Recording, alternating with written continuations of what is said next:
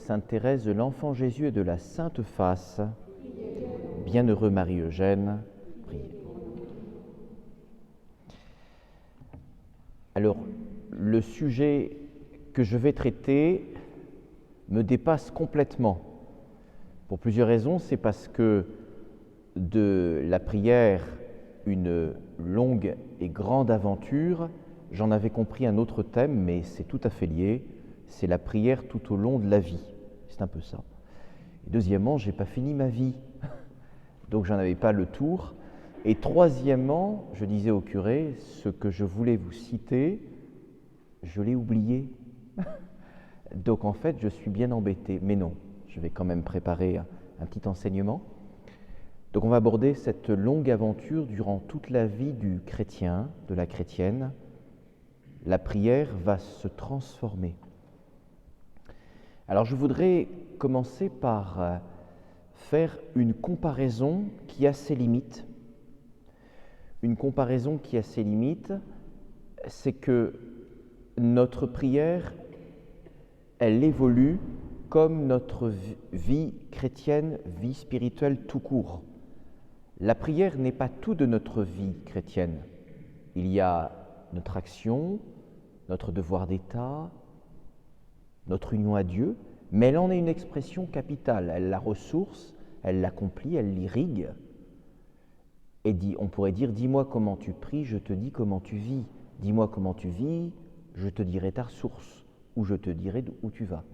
Donc il y a un lien entre prière et vie. Et nous savons que dans la tradition de l'Église, il y a des étapes dans la vie spirituelle. Alors, elles sont connues, elles ont été classifiées, je les cite un peu, ça fait un peu théorique. Elles ne sont pas à forcer non plus. On appelle ça les 3 âges de la vie spirituelle. C'est l'étape purgative. On va parler aussi d'étape illuminative et d'étape unitive. Il y a un temps où on s'adapte, on cherche à se conformer à la volonté de Dieu par une forme d'ascèse, de collaboration à Dieu, une vie ordonnée à mettre en place, éviter le péché mortel, puis le péché véniel, etc. Et puis à un moment donné, dans la vie spirituelle, Dieu prend le dessus, il y a un basculement, et l'âme est encore plus façonnée par Dieu qui est premier acteur. Avant, l'âme faisait son travail avec sa volonté, ses talents, et Dieu aidait, on pourrait dire, d'un secours général, d'un secours ordinaire de la grâce. Et après, il y a un secours particulier où Dieu envahit et prend le dessus. Ce qu'on appelle la voie illuminative, et Dieu imprime des choses dans l'âme. Et puis à la fin, l'âme est tellement prise par Dieu qu'elle s'unit à son Seigneur. Et vraiment, le Seigneur a conquis l'âme, et c'est la vie unitive, la voie unitive. Il y a 3 étapes dans l'âme.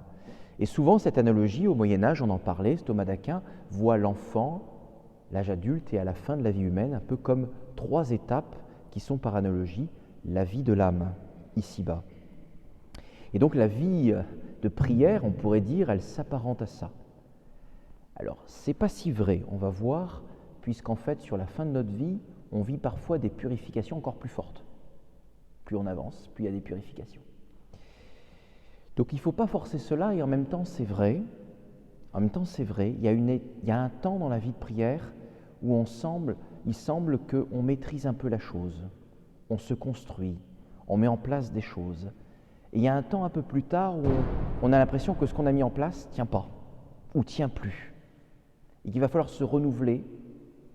Et pourtant, on continue à être priant normalement, et à être fervent, et ça devient plus dur.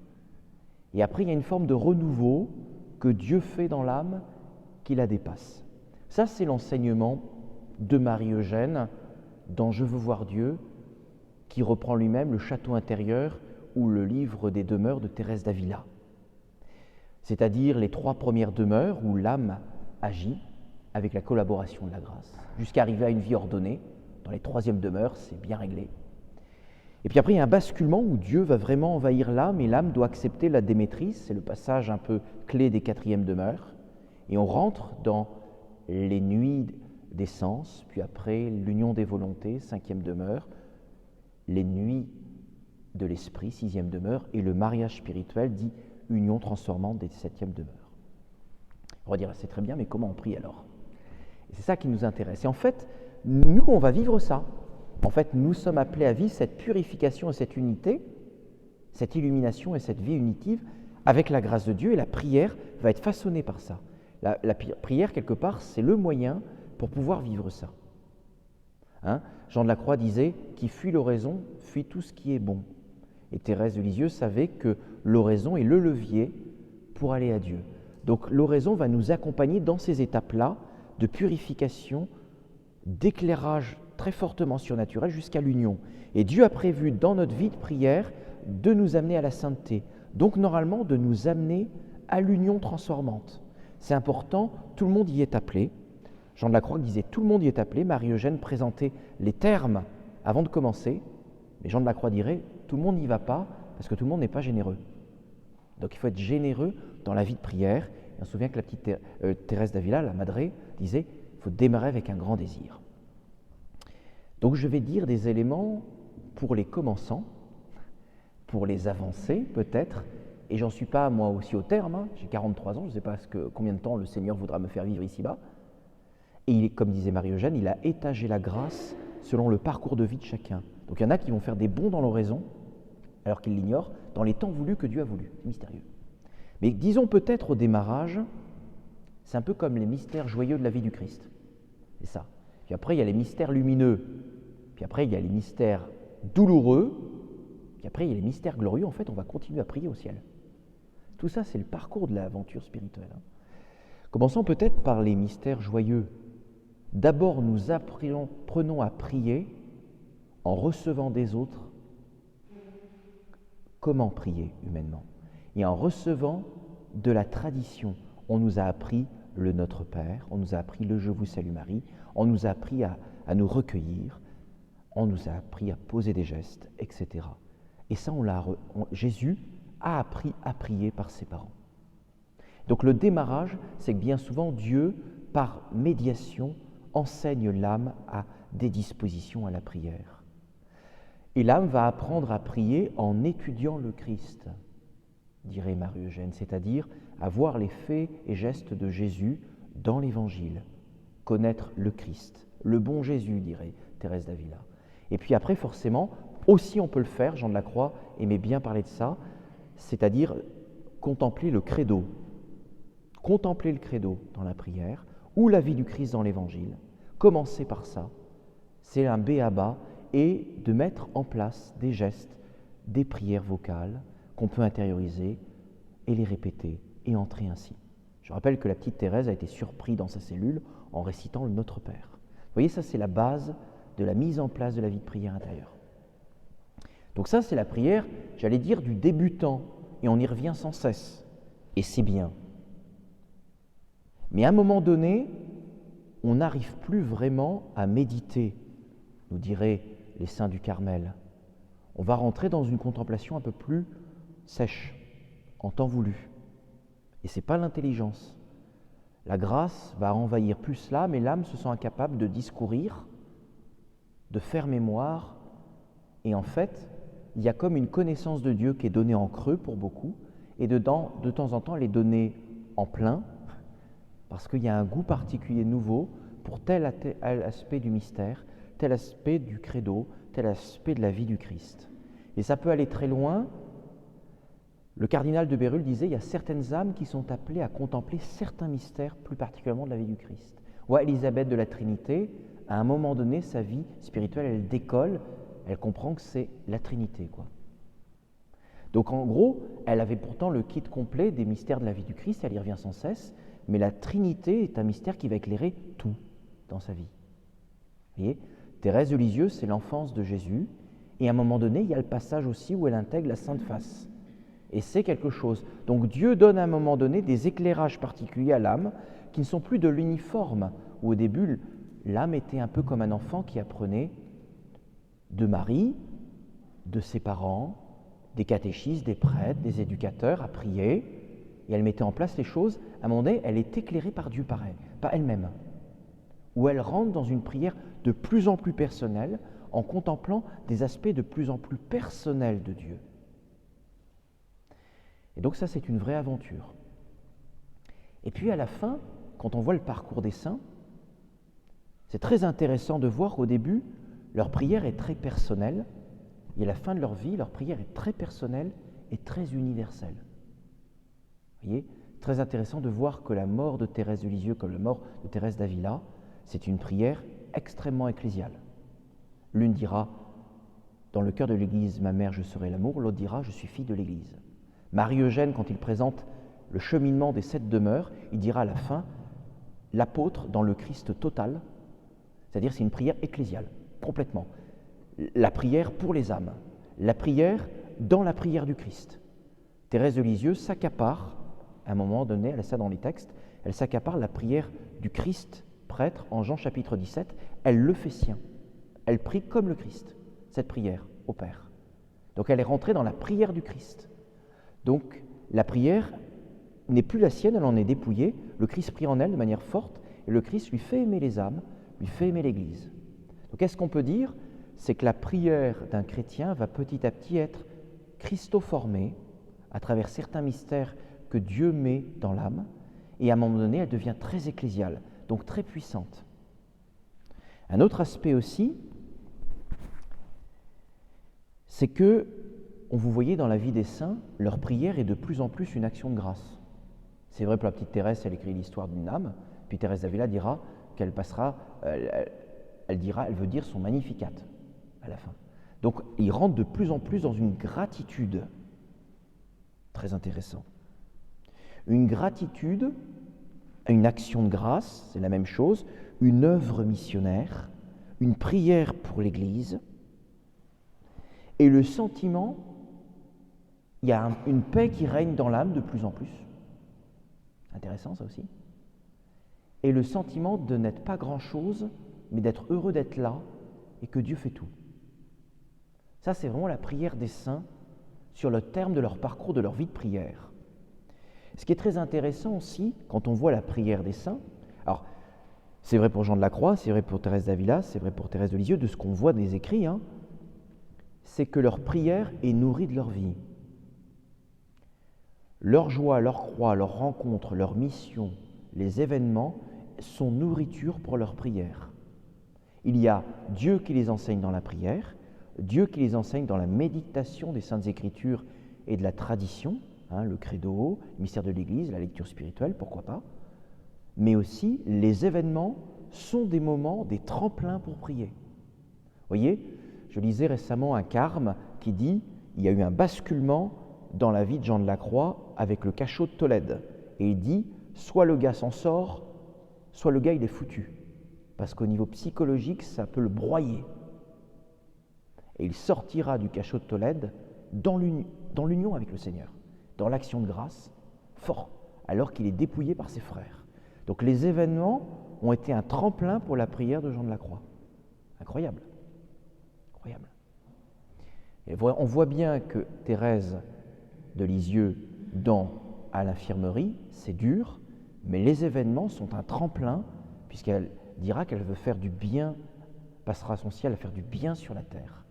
Et on voit bien qu'à ce moment-là, les derniers entretiens, il y a vraiment un pur jus dans la prière.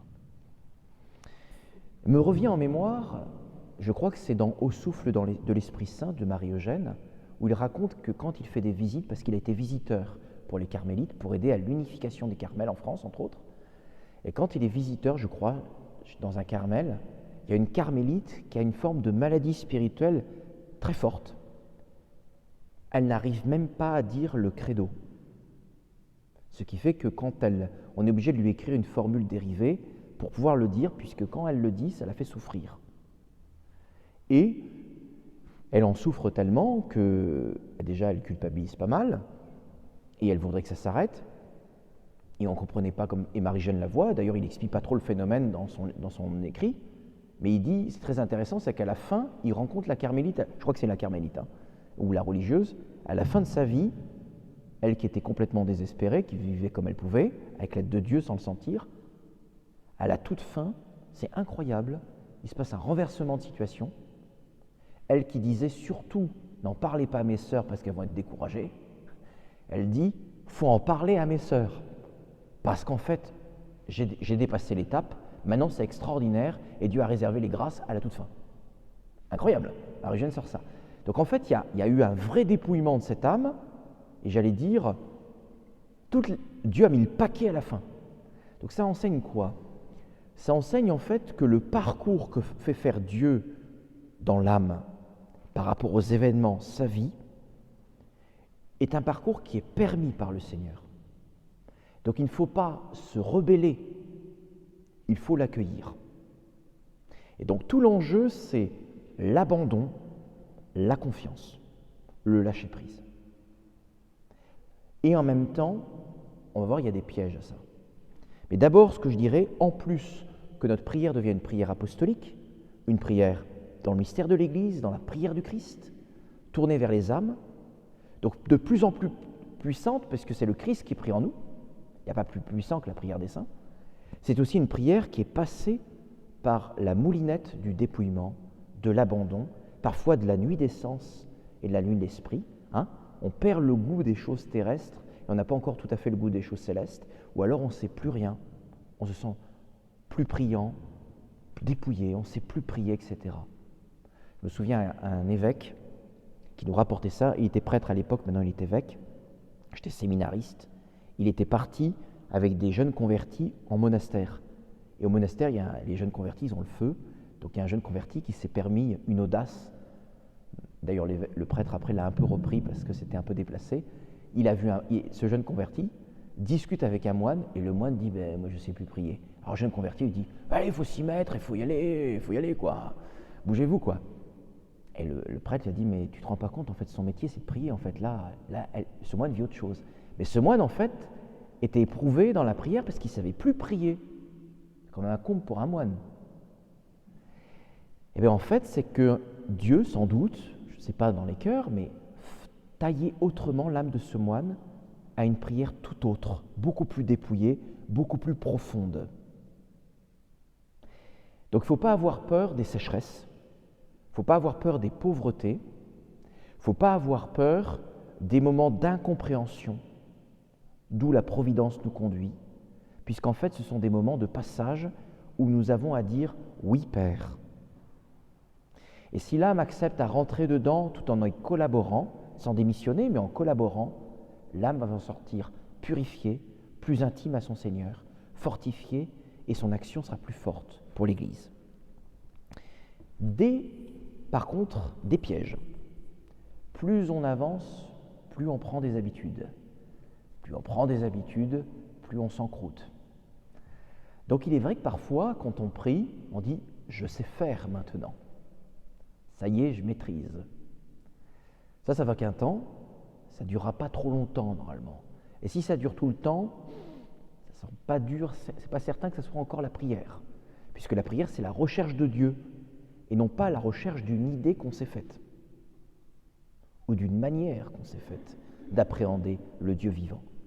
Et donc généralement, si les habitudes nous conduisent à la vie spirituelle, c'est une bonne chose. Mais si les habitudes nous enferment notre relation à Dieu de manière fermée et figée, et on a fait le tour de la question de Dieu avant même d'avoir commencé la prière, ce n'est pas. Et normalement, ça va sauter. Donc dans le temps, les habitudes qui enferment sautent. C'est exactement dans la vie du Christ. Le Christ est en déplacement sans arrêt. Et l'âme doit le suivre. Elle ne peut pas le prendre et le laisser à un endroit. Marie-Madeleine n'a pas pu tenir son Seigneur à la résurrection. Le Christ lui dit « ne me touche pas ». Il veut lui faire passer des étapes. Donc ça, c'est une chose. La deuxième chose, peut-être, c'est qu'il nous faut toujours demander la grâce d'être enseigné par le Seigneur. Et là, je parle non plus de la vie de l'enfance du Christ, où nous recevons la base, les béabas, les gestes, le credo, l'évangile, des signes, des gestes, tout ça, pour entrer dans la prière. C'est qu'en réalité, si nous suivons le Christ, le disciple est toujours derrière le maître. Et quand on passe devant, nous risquons d'entendre le Seigneur nous dire « Arrière Satan, passe derrière moi ». Donc il nous faut sans arrêt nous demander au Seigneur d'être instruit, d'être éclairé, d'être enseigné.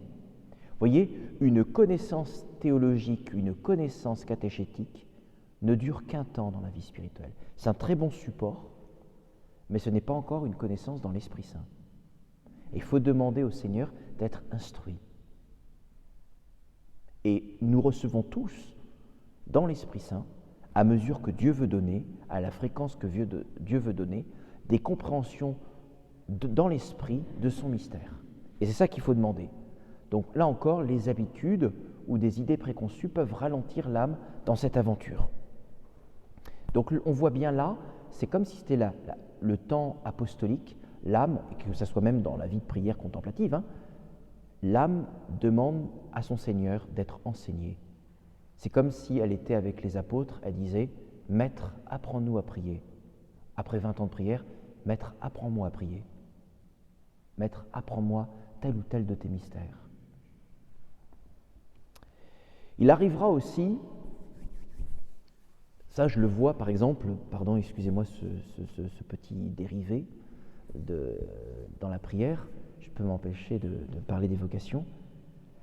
Vous savez, dans la vie avec le Christ, c'est notre Créateur, notre Seigneur, notre frère, notre ami, et pour certains, notre époux. Et donc en fait, il y a un degré de profondeur qui va s'installer dans la relation avec le Christ. Tous les aspects restent vrais à tout moment. C'est l'époux et c'est le maître, c'est l'époux et c'est le Seigneur, c'est l'époux et c'est le Créateur. Mais il y a un degré d'intimité qui vient petit à petit.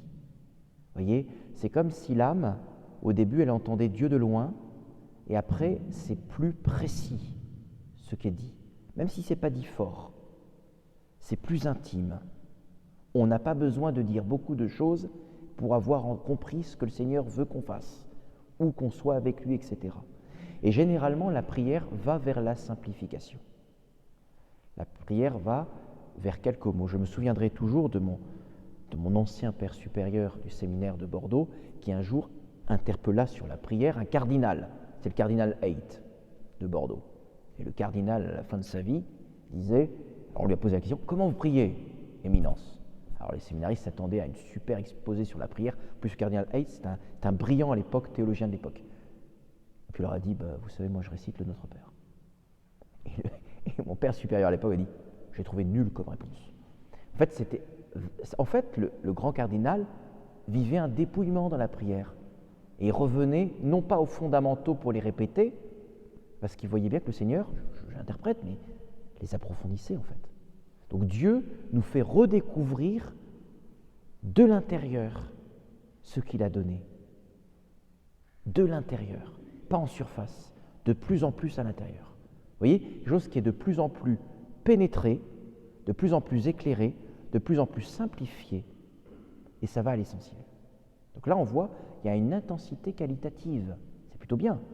Et il y a une intensité efficiente, c'est que c'est de plus en plus puissant à l'extérieur. C'est plutôt bien. Par contre, le chemin pour y aller, alors ça, il faut l'accepter. Et là, peut-être, les carmes auraient, en tout cas la province du Sud, serait assez, je pense, on va dire, il y aurait un consensus sur la question. Longtemps, on a présenté les oraisons, le chemin de la vie de prière, comme étant l'oraison au départ, la méditation, puis après la prière surnaturelle, la contemplation, les oraisons très puissantes, etc. Maintenant, on sait que les manières de prier ne sont pas forcément liées aux états de sainteté où on en est. Parce qu'il y en a qui ne vont jamais pouvoir faire forcément de grandes méditations, de grandes oraisons. Il y en a, ça sera toujours, avec leur chapelet, ils prieront comme ça.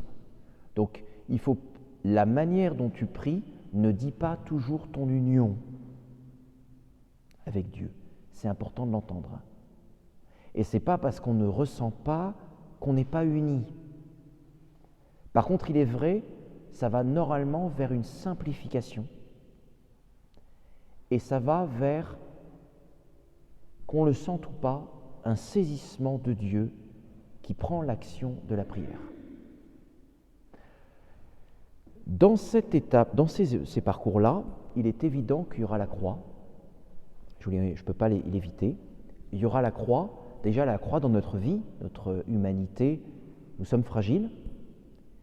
Et bien téméraire, celui qui croit qu'il va être fort dans la prière, il tombera de haut.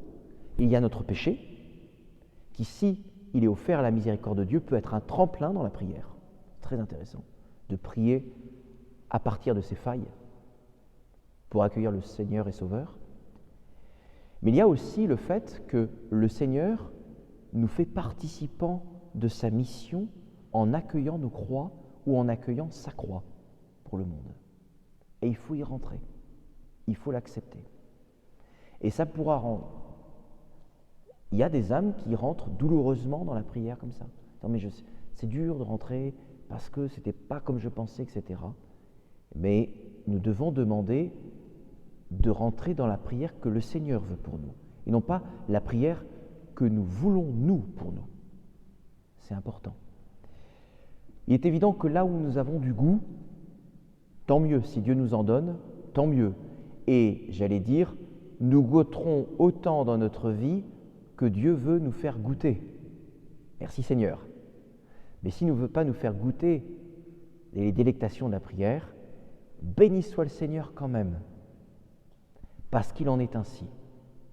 Et c'est pas mauvais.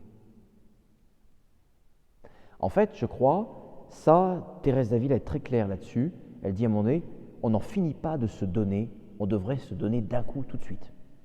Bon, mais on fait comme on peut, et le Seigneur prend petit à petit, mais ce qui est vrai, c'est que d'une certaine manière, nous devons tout faire pour ne pas être paresseux dans la prière. Ça, c'est important. Donc, encore une fois, les mauvaises habitudes, le confort, Thérèse d'Avila disait « vie douillette et oraison ne fait pas bon ménage ».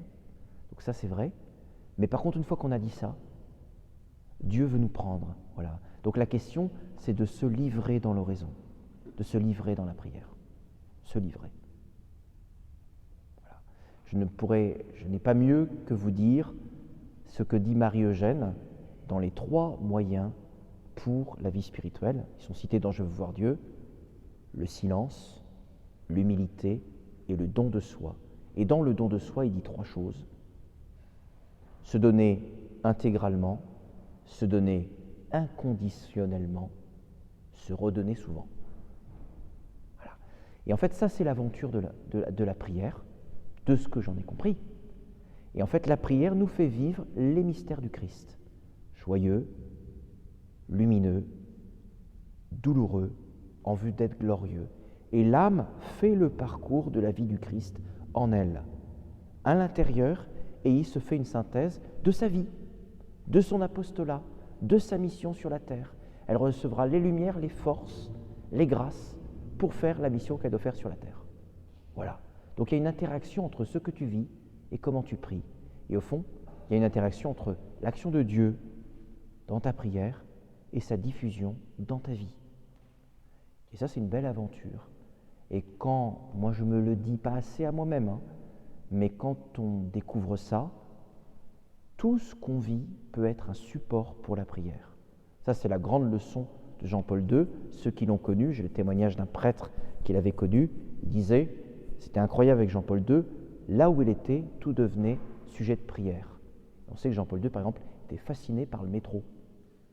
Parce qu'en fait, c'était un lieu de prière pour lui, en voyant les âmes et tout. Incroyable. Et donc en fait, ce que tu vis, en plus de l'oraison, peut alimenter ton oraison, ta prière. Donc c'est une vraie aventure, vous voyez. J'ai pas grand-chose à dire de plus. Voilà ce que je peux dire. Si, je terminerai par ça, comme ça, je terminerai par la révélation biblique. Si on la voit dans un ensemble, là j'ai parlé de la vie du Christ, mais si l'on voit dans un ensemble, au début, dans le démarrage, ayons un grand sens de Dieu, de la grandeur de Dieu, de la transcendance de Dieu. Vous voyez, on est dans le livre de l'Exode, on est dans le livre où on nous redonne la fidélité que doit avoir Israël, la transcendance de Dieu. Il est vivant le Dieu devant qui je me tiens, dirait Élie. Transcendance de Dieu. Et après, ce Dieu se fait proche dans le bon Jésus, dirait Thérèse d'Avila, dans l'humanité du Christ, dans l'incarnation du Verbe. Et donc de l'imiter, ce Dieu transcendant, de l'imiter. Et là, on passe de l'Ancien Testament à l'Évangile. Et on va passer par la mort du Christ d'une manière ou d'une autre. Et puis après, il faut se dire, on va aller vers l'Apocalypse. la prière dans la gloire. Oui, c'est ça l'aventure. Toute la Bible, c'est l'aventure d'une âme priante. Incroyable, c'est vrai. Et c'est ton parcours. Donc au début, on t'apprend bien les gestes, bien comment il faut faire, mais ça ne restera pas du standard, ça va venir du très personnel dans l'Esprit Saint, à la suite du Maître. Tu vas vivre, tu vas reproduire, tu vas être imprimé par la vie du Christ pour aller vers la gloire. Voilà. Je terminerai avec ce mot. Élisabeth la Trinité disait « Je suis louange de gloire ». C'était son nom. Elle pensait que c'était son nom au ciel. En fait, elle avait compris la prière que l'aurait au ciel. Voilà. Gloire soit au Père, au Fils et au Saint-Esprit, comme il était au commencement, maintenant et toujours, et dans les siècles des siècles. Amen.